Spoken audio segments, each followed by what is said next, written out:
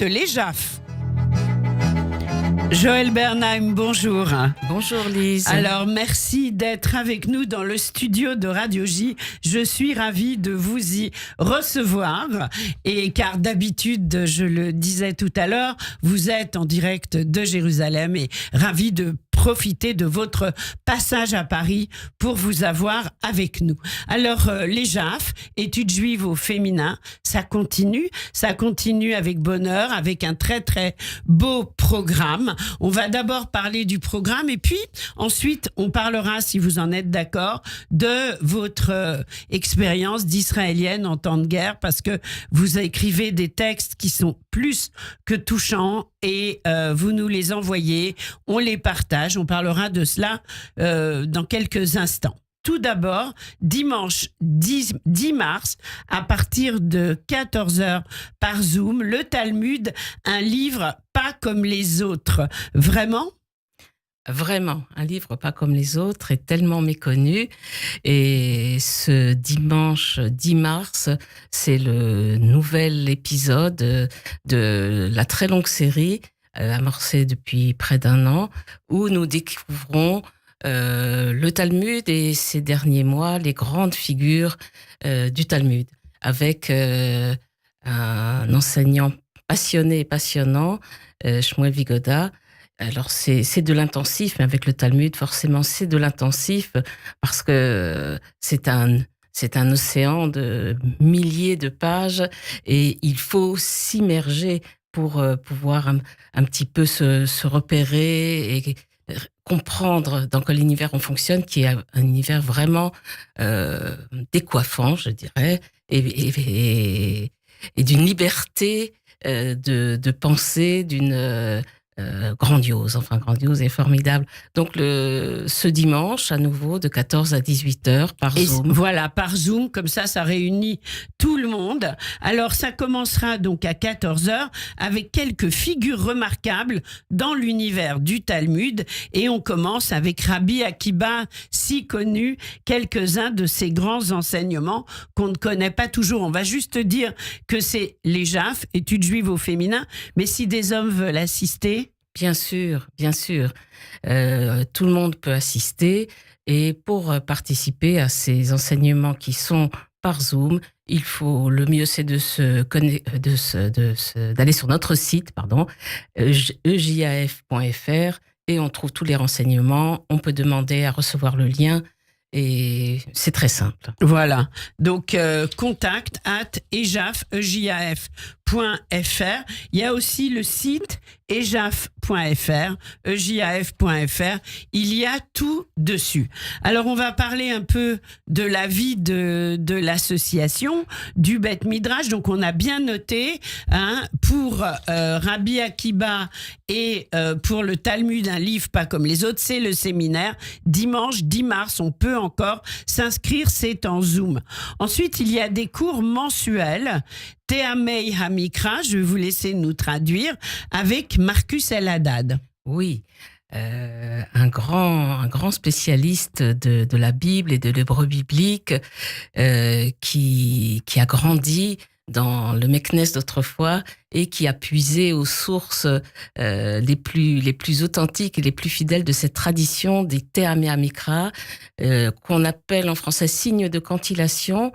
C'est vrai qu'ils servent à chanter la Torah à la synagogue, pas comme des notes, mais comme des repères pour le chant.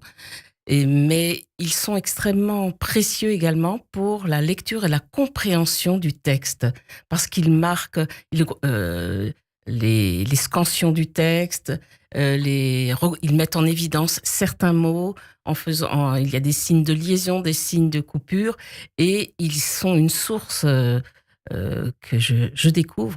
Je dois dire que dans la tradition ashkénaze, on n'était pas tellement attentif à cela, et je découvre une méthode, des outils de lecture et de compréhension du texte de la Torah grâce au Tehamei Hamikra et à Monsieur El Haddad une fois par mois. Ah oui, c'est-à-dire on va toujours plus loin dans l'apprentissage de l'étude. Ah oui, et puis on est très pointu. à l'EJAF. On n'est pas élitiste, mais on veut s'abreuver aux bonnes sources. Aux bonnes sources. Voilà, exactement. Alors, Théamey Amikra avec Marcus El Haddad, ce sera mercredi 13 mars à 20h et mercredi 10 avril à 20h. Je rappelle qu'on retrouve tout sur ejaf.fr. Et puis, un séminaire exceptionnel le 20 mars à 20h. Pourquoi? Quel est le thème? Et ce sera avec Madame Tamar Schwartz. Oui, c'est à l'initiative d'une de nos fidèles étudiantes, mais je pense qu'elle est... Elle se fait au fond l'interprète de nombre d'entre nous suite aux événements récents, suite au 7 octobre et à tout ce qui se passe depuis. Nous avons tous été bien sûr choqués, ébranlés, enfin inutile de multiplier les adjectifs et parfois sans parole. Et parfois sans parole et ça réveille des tas de choses. Ça réveille, on ne va pas discuter, savoir si c'est comme la Shoah, pas comme la Shoah, etc. Oui, mais enfin, ça ressemble. Oui. Bon, ça réveille des tas de choses, des doutes, des angoisses existentielles et sur l'avenir du peuple juif, l'avenir de l'État d'Israël. Et l'une d'entre elles a écrit un texte et à partir de ce texte, on avait envie de réfléchir. Alors, doute, désespoir, espoir, foi et oui. On avait envie d'échanger, de voir quels sont comment chacune se confronte à tout cela, comment chacune peut élaborer ou essayer de garder foi et espoir dans l'avenir, dans notre avenir, en dépit de toutes les menaces qui pèsent sur nous et en dépit des faits horribles qui ont eu lieu. Alors, le thème, face à la terrifiante barbarie, affronter le doute et le désespoir et raffermir la émouna, c'est-à-dire la foi sur ses fondations. Oui. Et vous citez le psaume 130, des profondeurs de l'abîme, je t'invoque, ô Éternel. Vraiment à suivre absolument le 20 mars à 20h. Et puis, un séminaire de préparation à la fête de Pessah, dimanche 7 avril de 14h à 18h. Et donc, chacun des enseignants de l'EJAF va proposer une étude de texte en lien avec Pessah. C'est important aussi cela, Joël. C'est important. Nous le faisons régulièrement. Nous ponctuons l'année de séminaires qui nous permettent d'aborder les grandes dates du calendrier juif avec des aliments, des éléments pour mieux les vivre, mieux les comprendre, mieux en saisir le sens. Et puis à Pessah, se préparer au Seder pour partager des réflexions, discuter autour des textes en famille ou avec les amis. Et puis, malgré tout, on continue. On continue. C'est tellement important. On continue, bien sûr. Plus que jamais. Et on observe que c'est à l'EJAF où il y a, je dois dire, un engouement, une présence. Ouais, c'est encore plus vif et plus important pour chacune et chacun de ceux qui participent, ces rencontres d'études et ces rencontres tout court, même à distance. Oui. Ce qu'on voit, je pense partout, ce que je perçois à Jérusalem, j'imagine qu'à Paris ou ailleurs, c'est la même chose. On a encore plus besoin d'être ensemble, de se serrer les coudes, de partager, de penser, etc. C'est extrêmement important. On continue, c'est ce qu'on disait. Continue. Alors, justement, donc, Joël Bernheim, vous avez écrit des textes qui en ont bouleversé plus un, moi peut-être en premier, parce que je les ai lus tout de suite et je les ai partagés autant que j'ai pu le faire. Ces textes que vous avez écrits sur la situation épouvantable en Israël autour de ce 7 octobre, on les trouve sur le site de l'EJAF, ejaf.fr, et j'invite tous nos auditeurs et nos auditrices à les lire. C'est très important. C'est un témoignage poignant sur le quotidien, mais pas n'importe quel quotidien. Il y a aussi une analyse. Aujourd'hui, où en êtes-vous?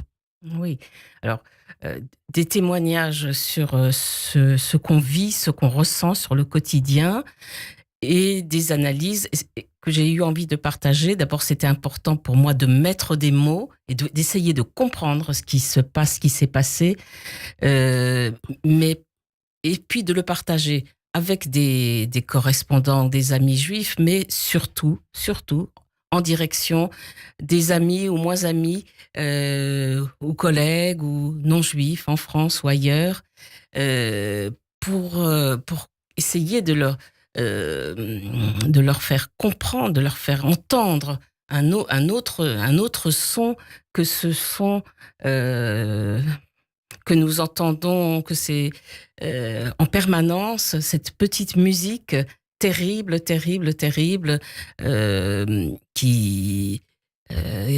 n'est univoque, qui tord l'information. qui tord l'information. Voilà. Et qui, Sauf sur Radio J, vous avez assisté mais évidemment. à notre journal et bien sûr. Comme le dit, je le cite et je voudrais qu'il ait tort, mais on entend trop et de plus en plus, comme le dit Georges Bensoussan, comme une petite musique de mort.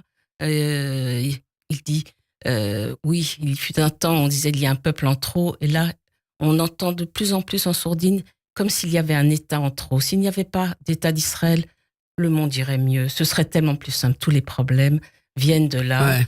Et bon. Et c'est pour ça qu'on continue, et c'est pour ça qu'on est là. Oui, absolument. Et voilà. Oui. Et qu'en tous les cas, à notre niveau, on ne tord pas l'information. Le quotidien s'est un petit peu amélioré. Écoutez, C'est un peu moins prenant. Oui, le quotidien s'est un peu amélioré. Je dois dire, lorsqu'on vit dans une ville comme Jérusalem, le quotidien a repris. Bon, on ne perçoit pas grand-chose. La vie a repris son cours normal depuis longtemps. Alors c'est vrai que chaque jour, mais c'est ici comme ailleurs, il y a ces tristes nouvelles le matin. 1, 2, 3, et le cœur saigne. C'est un peu comme un supplice chinois. On égrène chaque jour. C'est des nouveaux noms. Des nouveaux noms. Il y a donc c'est ça, le quotidien. On continue plus que jamais, et c'est très important. Mais l'inquiétude sur un plan local persiste. C'est évident. On ne sait pas trop. On sait ce qui se passe. On ne sait pas trop ce qui se passe. À Gaza, il y a des voix dissonantes. Je ne parle pas de ce qui se dit en dehors d'Israël. Oui. Je parle, vous parlez sur place, on a bien même compris. sur place, y compris concernant un sujet qui nous bouleverse et terriblement, la question des otages, où la pire des incertitudes continue de régner. Cet interminable feuilleton des échanges, pas échanges, sont-ils vivants, ne sont-ils pas vivants? Enfin bon, on est tous mobilisés bien sûr, et poignardés par ce qui se passe. Bien sûr. Et puis il y a le Nord aussi. Je veux dire, le Nord qui inquiète énormément. Joël, l'émission touche à sa fin. Joël Bernheim. On trouve tout sur le site ejaf.fr. EJAF. Merci du fond du cœur d'avoir été avec nous aujourd'hui. Et bien sûr, le studio vous est ouvert quand vous le souhaitez. Merci. Merci beaucoup. Au revoir. Au revoir. Merci.